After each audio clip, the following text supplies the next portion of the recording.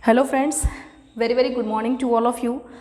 आज हम लोग साइंस की सीरीज़ में लेकर आए हैं एक नए चैप्टर को, जो है हमारे वायु के बारे में, है ना। हमारे चारों ओर के वायु, ये क्लास 6 NCERT का आपका 15th चैप्टर है।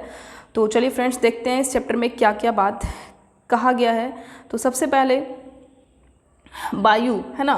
क्या आपने कभी वायु को देखा है ना? नहीं देखा होगा, है ना। आप क्या करते हैं, वायु को जो है कई तरीके से, है ना, इसकी उपस्थिति का अनुभव करते हैं, ठीक है ना। कब अनुभव करते हैं? जब पत्तियां खड़खड़ाती है ना। कपड़े सूखने वाले होते हैं तो लटके कपड़े धीरे धीरे क्या होते हैं, हिलते हैं, है ना। इस तरीके से पंखे चालू रहने पर जो आपकी खुली पुस्तक है वो क्या होता है, उसकी पृष्ठ जो है वो आवाज़ करने लगता है। तो इस तरीके से वायु बहने से ही पतंग उड़ता है। इन सभी चीज़ों से आप क्या करते हैं, वायु को अनुभव करते हैं, है ना, कि एयर जो है यहाँ पे आप फील करते हैं। इसी तरीके से फ्रेंड्स यहाँ पे, है ना, एक क्रियाकलाप दिया गया है, फिरकी, है ना। आपने ये फिरकी बचपन में जो है इस तरीके का आपने यूज़ किया होगा, है ना, देखा होगा। ये किस प्रकार से जो है मतलब हवा में जो है चक्र की तरह ये घूमता है। तो इसको आप क्रियाकलाप में करने के लिए क्या करेंगे, फिरकी को एक डंडे से पकड़ना है आपको, है ना। उसे खुले क्षेत्र में भिन्न भिन्न दिशाओं में रखना है ना। जिस दिशा से क्या होगा, हवा चल रहा होगा, है ना, तो उस दिशा में क्या होगा, फिरकी जो है घूमने लगेगा, है ना। इसे कौन घुमा रहा है? आपका वायु इसको घुमा रहा है। इसी तरीके से बात सूचक को भी घूमते आपने देखा होगा, ठीक है। क्या हमारे चारों ओर हर जगह उपस्थित होता है वायु? तो बिल्कुल सही बात है फ्रेंड्स, हर जगह जो है वायु जो है उपस्थित होता है। आइए इसको पता लगाते हैं, है ना। कांच की एक खुली हुई खाली बोतल लेंगे, है ना। क्या ये वास्तव में खाली है ना, या इसके अंदर कुछ है? इसको पता करने के लिए आइए यहाँ पे कुछ क्रियाकलाप है। अब बोतल को क्या कीजिए आप, है ना, इस खाली बोतल को दो, है ना, आप क्या करें, बाल्टी या फिर जो भी है बीकर ले लें, उसमें पानी भर दें और इस तरीके से, है ना, अलग अलग आप कर करके जो है बीकर को क्या करें, यहाँ पे बीकर को जो है बिल्कुल सीधा स्ट्रेट जो है इस तरीके से इसमें डाला गया है। तो क्या बीकर के अंदर पानी जा रहा है? नहीं जा रहा है। इसका मतलब बीकर में जो है क्या है, बिल्कुल भरा है बीकर, है ना। बीकर अगर खाली होता तो क्या होता, इसके अंदर पानी जाता, लेकिन चूंकि बीकर क्या है, भरा है, तो यहाँ पे पानी अंदर नहीं गया। हल्का सा टेढ़ा करने पर, हल्का सा तिरछा किए जब, तो क्या हो गया, है ना। जब यहाँ पे स्ट्रेट था तब तो पानी नहीं गया था, लेकिन यहाँ पे हल्का सा जब आप मोड़ दिए बीकर, खाली जो बोतल था उसको, तो वहाँ पे क्या हो गया, पानी इसके अंदर जाने लगा, ठीक है। तो पानी इसके अंदर क्यों गया फ्रेंड्स? तो इसके अंदर की कुछ वायु जो था वो क्या हो गया, बाहर निकला, और इस तरीके से जो बोतल के कुछ स्पेस था वो क्या हो गया, खाली हो गया, है ना। जितना स्पेस खाली हुआ उसमें क्या हो गया, पानी अंदर भर गया। तो इसका मतलब है वायु जो होता है हर जगह क्या होता है, उपस्थित होता है। नेक्स्ट फ्रेंड्स, जानते हैं वायुमंडल के बारे में, कि वायुमंडल किसको कहते हैं, what do mean by atmosphere, है ना। तो आप सभी को पता है ना, कि पृथ्वी के सतह के कई किलोमीटर ऊपर तक जो है वायु की जो है सतह वो घेरी हुई है ना। एक थीन लेयर है, thin layer of air around the अर्थ, है ना। पृथ्वी के चारों ओर एक पतली सी लेयर है हमारे अर्थ के चारों ओर, है ना। ये कहलाता है हमारा एटमॉस्फेयर, जिसको हम क्या कहते हैं, वायुमंडल कहते हैं। एटमॉस्फेयर इसको हम बोलते हैं, ठीक है। अब फ्रेंड्स, जैसे जैसे वायुमंडल में, है ना, पृथ्वी के तल से आप ऊपर जाएंगे तो वायु क्या होता जाता है, विरल होता जाता है। मतलब हवा का जो घनत्व है वो धीरे धीरे कमता चला जाता है। इसीलिए पर्वतारोही जो होते हैं वो पर्वतों पर चढ़ते समय ऑक्सीजन का सिलेंडर अपने साथ ले जाते हैं, क्योंकि ऊपर जाते जाते क्या होता है, जो ऑक्सीजन का जो है ना, अमाउंट वो क्या होते जाता है, घटता चला जाता है। अब हम समझते हैं फ्रेंड्स, वायु किससे बना होता है ना। वायु जो है किस किस चीज़ से बना होता है। तो 18वीं शताब्दी तक लोग ये सोचते थे कि वायु केवल एक ही पदार्थ है, ठीक है ना। लेकिन प्रयोग के द्वारा यह सिद्ध हो गया कि वास्तव में ऐसा नहीं होता है। वायु अनेक गैसों का एक मिश्रण है। और ये मिश्रण किस प्रकार का है, तो आइए इसको एक एक कर करके, है ना, मिश्रण के बारे में जानते हैं कि किस किस चीज़ का मिश्रण है हमारा वायु, है ना। तो सबसे पहले यहाँ पे जलवाष्प, वायु में क्या विद्यमान होता है, जलवाष्प होता है ना। जब वायु किसी ठंडे पृष्ठ के संपर्क में आती है तो उसमें उपस्थित जलवाष्प जो है ठंडा होकर के संघनित हो जाता है। इस क्रियाकलाप को करने के लिए आइए एक क्रियाकलाप करते हैं यहाँ पे, है ना। ये देखिए यहाँ पे, है ना, सबसे पहली बात यहाँ पे क्या बोला जा रहा है कि जल की बूंदें जो है ठंडी सतह पर पड़ने पर, है ना, जल की बूंदें जो है ठंडी पृष्ठ पर क्या होता है, दिखाई देता है।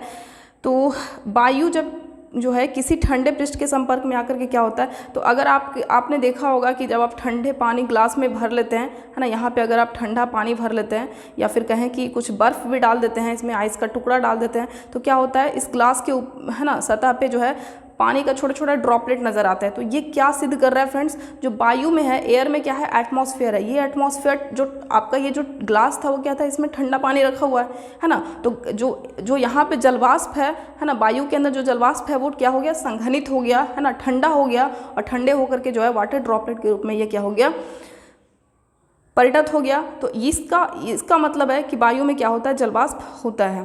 नेक्स्ट ऑक्सीजन, है ना, वायु में ऑक्सीजन होता है। इसका पता लगाने के लिए हम क्या करेंगे, ये आप देख रहे हैं क्रियाकलाप, है ना। आप 2 मोमबत्ती लीजिए, है ना, दोनों को क्या कीजिए, आप एक टेबल पे रख दें, है ना। अब क्या करना है, एक मोमबत्ती को कुछ नहीं करना है, जैसे जल रहा है एज इट इज़ इसको छोड़ देंगे, और एक मोमबत्ती को जो है एक कांच का ग्लास लेंगे, है ना, और कांच के ग्लास से इसको ढक देंगे। तो फ्रेंड्स यहाँ पे क्या होगा, कांच के ग्लास में क्या है, हवा भरा हुआ है ना, उसमें बहुत सारे हवा होंगे, ऑक्सीजन, नाइट्रोजन, ठीक है। तो जब तक, है ना फ्रेंड्स, उसमें जो है ऑक्सीजन होगा, जब तक ग्लास में ऑक्सीजन का कुछ तो अमाउंट होगा, तो जैसे ही आप ढकेंगे कुछ देर तक मोमबत्ती जलेगी और फिर क्या होगा, बुझ जाएगी। बुझेगी क्यों फ्रेंड्स, तो यहाँ पे जब तक कि ग्लास में क्या है, ऑक्सीजन है, तब तक ये जलेगा। फिर बाद में इसके अंदर क्या है, ज़्यादा मात्रा में, आपको पता है एटमॉस्फेयर में नाइट्रोजन का जो अमाउंट है वो आपका ज़्यादा है, ठीक है। तो यहाँ पे मोमबत्ती के बुझने के बाद आप ये पाएंगे कि वायु का एक बड़ा भाग अब भी ग्लास में क्या है, शेष है। और वो बड़ा भाग कौन सा है, वो बड़ा भाग आपका नाइट्रोजन कहलाता है, ठीक है, जो मोमबत्ती को जलने में उपयोग नहीं हुआ। और जो मोमबत्ती के जलने में उपयोग हो गया वो था आपका ऑक्सीजन, काफ़ी कम मात्रा में होता है आपका एटमॉस्फेयर में, है ना। नेक्स्ट हम आगे देखेंगे, है ना, कि कितना कितना कंपोजिशन ऑफ जो एयर होता है ना, वायु में जो घटक होते हैं उनके क्या क्या परसेंटेज होता है ना, जो क्या क्या प्रोपोर्शन बाय वॉल्यूम क्या होता है, वो हम लोग डिस्कस करेंगे आगे। पहले आप देख लें कि कौन कौन सा मिक्सचर होता है वायु के अंदर। नेक्स्ट है आपका कार्बन डाइऑक्साइड। अब इसको क्या करेंगे, है ना, बंद कमरे में जब कोई पदार्थ जल रहा होता है ना, जब भी आप कोई फ्यूल्स वगैरह जलाते हैं, है ना, ईंधन जलाते हो, तब क्या होता है, उससे कार्बन डाइऑक्साइड जो है वो बाहर निकलती है ना। तो जब भी आपको घुटन महसूस होता है ना कमरे में, तो आप समझ लीजिए कि कहीं आसपास में क्या हो रहा है, कार्बन डाइऑक्साइड जो है बाहर निकल रहा है, ठीक है। तो ऐसा क्यों निकलता है, कोई भी आप जब ईंधन किसी चीज़ को जलाएंगे, वस्तु को जलाएंगे, तब क्या होगा, है ना, कार्बन डाइऑक्साइड जो है उत्पन्न होगा। इसीलिए फ्रेंड्स सलाह दिया जाता है कि फसलों का जो अवशेष है, सूखी पत्तियां हैं, इसको नहीं जलाना चाहिए। इससे क्या होता है, वायु प्रदूषण होता है। आगे है फ्रेंड्स, वायु के एक अलग मिक्सचर के फॉर्म में, वो है आपका धूल एवं धुआं, है ना। तो वायु में धूल एवं धुआं दोनों होता है ना। ईंधन को जलाने पर क्या होता है, धुआं उत्पन्न होता है, और धुएं में कुछ गैसें और सूक्ष्म धूल कण भी होते हैं, जो क्या होते हैं, हानिकारक होते हैं। इसी कारण कारखाने की लंबी जो चिमनियाँ देख रहे हैं आप, ये चिमनियाँ जो हैं हानिकारक धुएं और गैसों को हमारे नाक से तो दूर ले जाती है, लेकिन आकाश में जो उड़ते पक्षियाँ हैं, है ना, वो भी उसके बिल्कुल नज़दीक आ जाते हैं। तो धूल और धुएं में फ्रेंड्स क्या होता है, धुआं में कई सारे जो है धूल कण होते हैं, छोटे छोटे धूल कण होते हैं। इसके अलावा बहुत सारी गैसें होती हैं, हानिकारक गैसें, है ना, जो हम, ठीक है, चिमनियों में जलता है तो ऊपर की ओर चला जाता है, वो तो ऊपर चला जाता है ना, तो हम लोग के नाक से तो दूर चला जाता है, लेकिन पक्षियाँ जो आकाश में उड़ रही है ना, उसको जाकर के क्या करता है, वो हानि पहुंचाने का काम करता है। तो वायु में क्या होता है, धूल के कण उपस्थित होते हैं। तो अभी अब तक आपने देखा कि वायु में क्या क्या होता है, जलवाष्प होता है, आपका ऑक्सीजन होता है, कार्बन डाइऑक्साइड होता है, इसके अलावा धूल के कण होते हैं। अब आप इसके लिए क्रियाकलाप कर सकते हैं, है ना। कोई भी आप कमरे को क्या कर दीजिए, पूरे खिड़कियां जो है वो बंद कर दें और पर्दे आदि डाल करके कमरे में पूरा अंधेरा कर दें। जिस दिशा में सूर्य का प्रकाश आ रहा है उस ओर क्या करना है, दरवाजे या फिर खिड़की को बिल्कुल थोड़ा सा खोलना है। तो आप देखेंगे कि सूर्य की पतली किरण जो है क्या हो रहा है ना, कमरे के अंदर आ रहा है, और इस तरीके से आप उसमें जो है देख पाएंगे कि कितने सारे धूल कण जो है वो आपको नज़र आएगा। ये देखिए, है ना, बिल्कुल नाचता हुआ आपको धूल कण यहाँ पे बिल्कुल नज़र आने वाला है, ठीक है। आपने ऐसा महसूस किया होगा, है ना, आपने ऐसा देखा होगा कई बार। अब नेक्स्ट है आपका, है ना,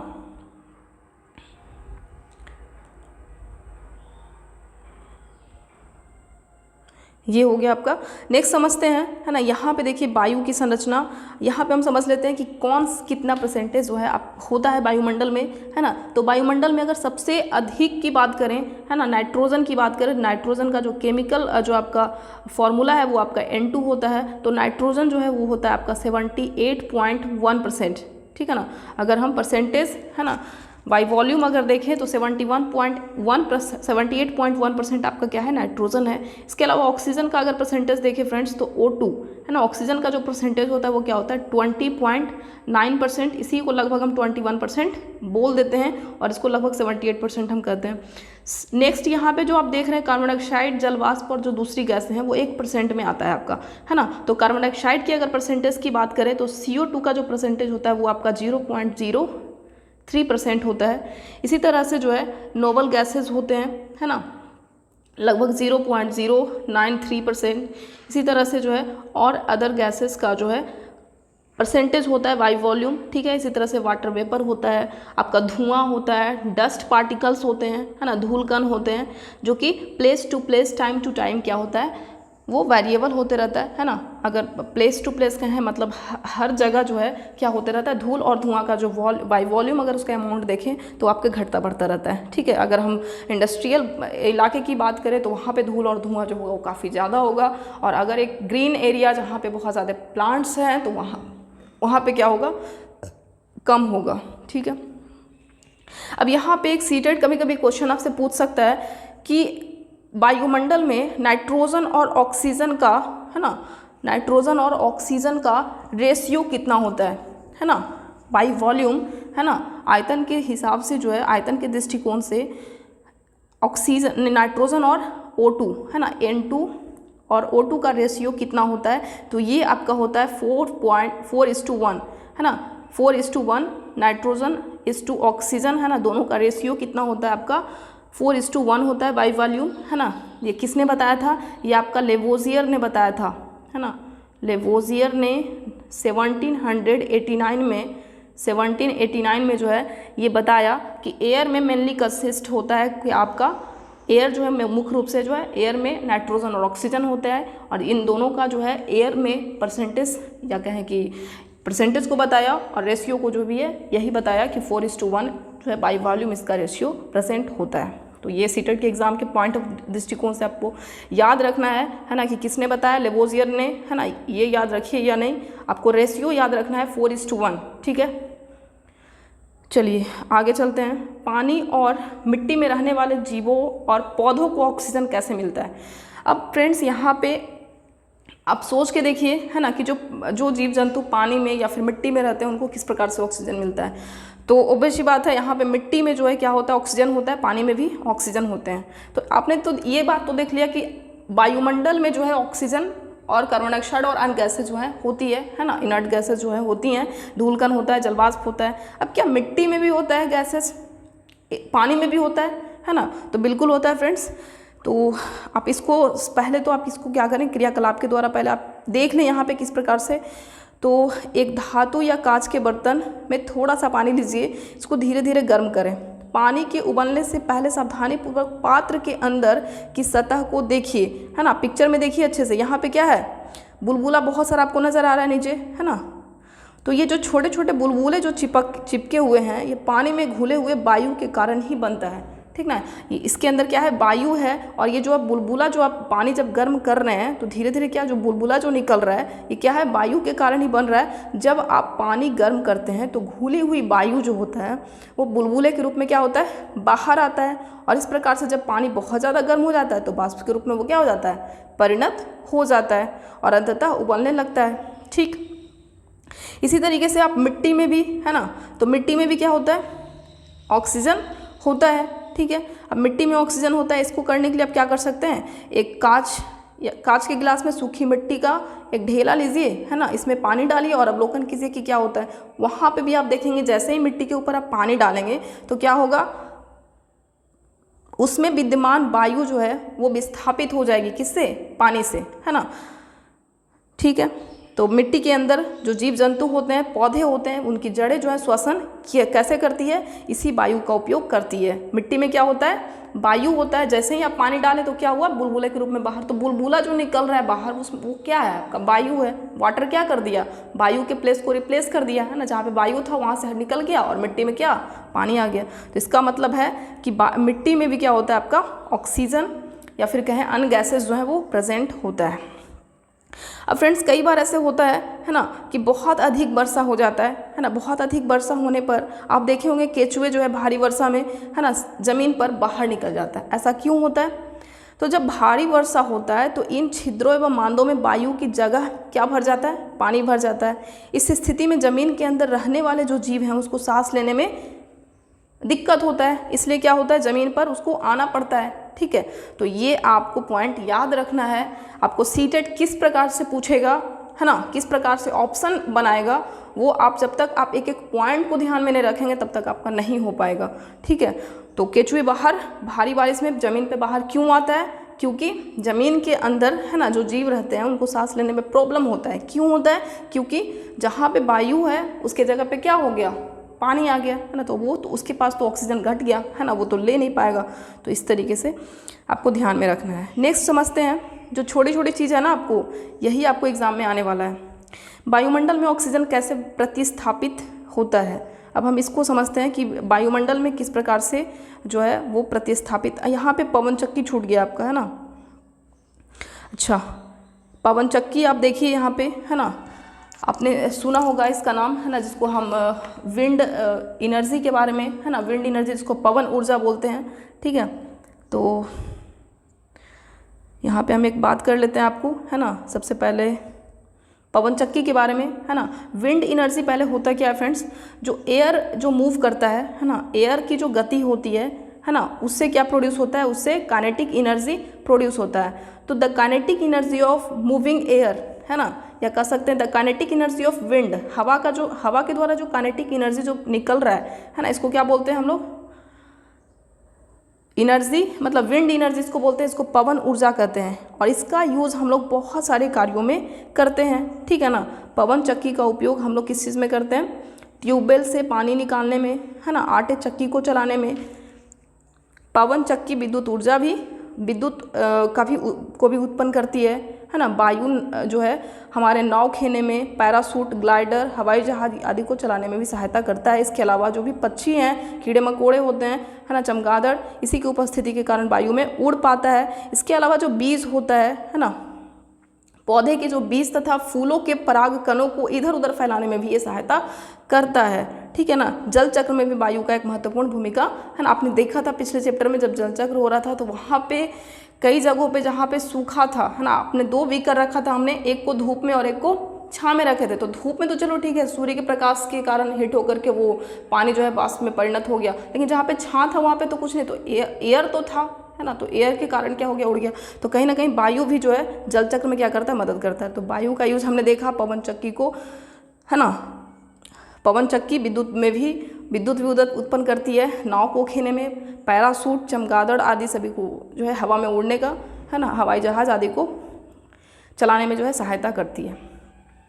अब फ्रेंड्स यहाँ पे समझने वाली बात है कि वायुमंडल में ऑक्सीजन कैसे प्रतिस्थापित होता है ना, किस प्रकार से जो है ऑक्सीजन जो है एटमॉस्फेयर में रिप्लेस्ड होता रहता है ना, या कह सकते हैं कि बैलेंस किस प्रकार से एयर में जो है ऑक्सीजन होता है, किस प्रकार से एयर में जो है ऑक्सीजन का बैलेंस होता रहता है। तो फ्रेंड्स आप सभी को पता है ना, कि जंतु जो हैं वो क्या लेते हैं, ऑक्सीजन O2 लेते हैं और बदले में CO2 बाहर छोड़ देते हैं। और इस CO2 का यूज़ कौन करता है, पौधे करते हैं अपने भोजन बनाने में। ठीक है ना, और पौधे भोजन बनाने में कर करके रिलीज़ क्या करते हैं, O2 रिलीज़ कर देते हैं। तो यही प्रक्रिया जो है चलते रहता है, जो कि हम लोग फिर से यूज़ करते हैं और फिर से इस तरीके से जो है चक्र आपका, इस तरीके का साइकिल जो है हमेशा लगातार चलते रहता है। और यही जो है एयर में जो है ऑक्सीजन को बैलेंस करने का काम करता है। ठीक है, यहाँ तक आपको कोई दिक्कत। अब फ्रेंड्स यहाँ पे सारांश की बात करते हैं है ना। वायु प्रत्येक स्थान पर मिलती है, हम वायु को देख नहीं सकते परंतु अनुभव कर सकते हैं, फील कर सकते हैं। आप गतिशील वायु को क्या कहते हैं? पवन कहते हैं, है ना। इसी को हम पवन ऊर्जा बोल सकते हैं, पवन चक्की बोलिए, जो बोलना जो बोलिए, सब सही है। वायु जगह घेरती है, ठीक है। इसके अलावा जल और मिट्टी में भी क्या होता है? वायु उपस्थित होता है। वायु में क्या क्या होता है? नाइट्रोजन, ऑक्सीजन, कार्बन डाइऑक्साइड, जलवाष्प, कुछ अन्य गैसें, है ना, जैसे inert gases, argon, krypton, जेनन, radon, है ना। इसके अलावा इसमें धूल कण भी उपस्थित होता है। ऑक्सीजन जो है ज्वलन में सहायता करता है और श्वसन के लिए भी आवश्यक है। ये आपको याद रखना है कि कौन सी गैसें जो हैं वो ज्वलन, है ना, किसी भी ईंधन को जलाने में जो है या फिर मोमबत्ती को जलाने में आपने देख रहा था, जब तक कि ऑक्सीजन था ग्लास में तब तक क्या हुआ? मोमबत्ती जला, फिर जैसे ही खत्म हो गया वो खत्म हो गया, ठीक, बुझ गया। वायु की वह परत जो पृथ्वी को घेरे हुए है उसको क्या कहते हैं? वायुमंडल कहते हैं, है ना। जो आपका थिन लेयर है ना, around the earth is known as atmosphere. पृथ्वी पर जीवन के लिए वायुमंडल आवश्यक होता है, ठीक है फ्रेंड्स। जलीय प्राणी श्वसन के लिए जल में घुली वायु का क्या करते हैं? उपयोग करते हैं, है ना। जो जल में घुली हुई ऑक्सीजन होती है, मछलियाँ कैसे करता है? अपने गलफड़े से सांस लेता है ना, अपने गिल से सांस लेता है। और जो जल में जो घुला हुआ होता है, तो आपको एक चीज़ यहाँ पे इम्पॉर्टेंट यहाँ पे है, बता देते हैं आपको कि ऑक्सीजन और कार्बन डाइऑक्साइड दोनों जो है जल में क्या होता है? घुलनशील होता है। अब यहाँ पे ज़्यादा घुलनशील कौन होता है? अगर आपको कुछ इस तरीके का ऑप्शन दे दे जहाँ पे ऑक्सीजन और कार्बन डाइऑक्साइड दोनों रहे, तो आप सीटेट के एग्जाम में कंफ्यूज नहीं होंगे। आपका कार्बन डाइऑक्साइड जो है वो ज़्यादा घुलता है इन कंपेयर टू ऑक्सीजन। दोनों घुलता है, लेकिन अगर वॉल्यूम बाई वॉल्यूम की बात करें तो कार्बन डाइऑक्साइड जो है ज़्यादा घुलता है, लेकिन चूंकि वायुमंडल में कार्बन डाइऑक्साइड की मात्रा ज़्यादा नहीं है तो बेस्ट बात ऑक्सीजन की मात्रा ही ज़्यादा होगी, है ना। तो ऑक्सीजन और कार्बन डाइऑक्साइड दोनों जो है वाटर सॉल्यूबल आपका गैसेस हैं, ठीक। इसके अलावा और है आपका श्वसन, ठीक है, ये हो गया आपका। वायु से जो है ऑक्सीजन और कार्बन डाइऑक्साइड के आदान प्रदान के लिए पौधे और जंतु एक दूसरे पर क्या रहते हैं? निर्भर रहते हैं, ठीक है। जंतु जो है श्वास लेता है ऑक्सीजन और इस तरीके से छोड़ता है आपका क्या? CO2 रिलीज करता है, और वही CO2 जो है पौधे जो है यूज़ करते हैं और ऑक्सीजन जो है क्या करते हैं? वो छोड़ते हैं, ठीक। इस तरीके से जो है बैलेंस बना रहता है। चलिए फ्रेंड्स, क्वेश्चन पे आते हैं। सबसे पहला क्वेश्चन की बात करते हैं कि वायु के संघटक क्या हैं, है ना। कंपोजिशन क्या क्या होता है? एयर का कंपोजिशन आपको बताना है, एयर किस किस चीज़ का मिक्सचर है। तो आपका सबसे पहला जो है वो है आपका नाइट्रोजन, जो कि 78%, 78.1, है ना। ऑक्सीजन है आपका 20.9 यानी 21% है। इसके अलावा अदर गैसेस 1% में आता है। इसके अलावा डस्ट पार्टिकल्स, है ना, जो है आपका स्मोक, धुआं जो है, इन सभी चीज़ वायु जो है इन सभी चीज़ों का संघटक है। तो पहला हो गया आपका। दूसरा है वायुमंडल में कौन सी गैसेस श्वसन के लिए आवश्यक है? तो बहुत आसान, आपका ऑक्सीजन जो है वो आवश्यक है। आप यह कैसे सिद्ध करेंगे कि वायु ज्वलन में सहायक होता है? तो मोमबत्ती वाला प्रयोग करके कर सकते हैं, है ना, कि 2 मोमबत्ती ले लेंगे, है ना। एक को क्या करेंगे? बीकर से इस प्रकार से ढक देंगे और क्या देखेंगे कि जब तक जो है बीकर में ऑक्सीजन था तब तक वो ज्वलन में हुआ, और तो वायु जो है ज्वलन में क्या होता है? सहायक होता है, ठीक। नेक्स्ट की अगर बात करें क्वेश्चन की, तो वो है आपका,